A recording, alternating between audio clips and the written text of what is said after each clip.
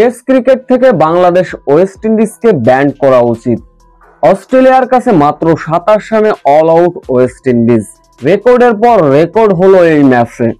তবে ম্যাচ হারাতে বাংলাদেশের সঙ্গে মন্তব্য করে ওয়েস্ট ইন্ডিজকে একই মন্তব্য করলেন অ্যান্ড্রু রাসেল।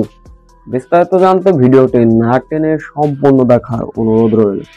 টেস্ট ক্রিকেটে বিশ্বের সর্বনিম্ন রানের দলীয় রেকর্ড ছিল মাত্র 26 রানে, আর 1 রান করে ওয়েস্ট ইন্ডিজ বেঁচে গেল। নিজের 100তম টেস্ট খেলতে নেমে বিশ্ব রেকর্ড গড়লেন মিচেল স্টার্ক। ক্যারিয়ারের সেরা বোলিং করেছেন, ছুঁয়ে ফেলেছেন 400 উইকেটের মাইল ফলক।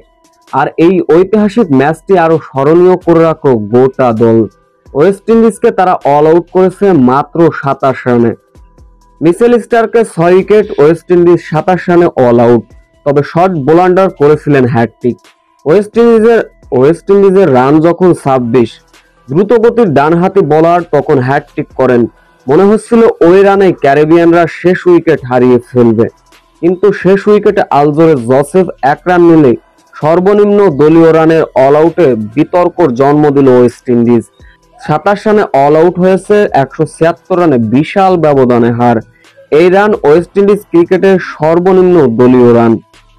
এদিন ওয়েস্ট ইন্ডিজের এমন খেলা দেখেই বাংলাদেশের সঙ্গে মন্তব্য করলেন ওয়েস্ট ইন্ডিজের তারকা ক্রিকেটার অ্যান্ড্রু রাসেল। তিনি বলেন, বাংলাদেশ এবং ওয়েস্ট ইন্ডিজের বর্তমান যে পরিস্থিতি খেলার, অবশ্যই বিশ্ব ক্রিকেট থেকে তাদেরকে টেস্ট থেকে ব্যান করা উচিত। সো ভিউয়ার্স, অ্যান্ড্রু রাসেলের সঙ্গে এই বিষয়টিকে আপনারা একমত? অবশ্যই আপনাদের মূল্যবান কমেন্টটি করে যাবেন।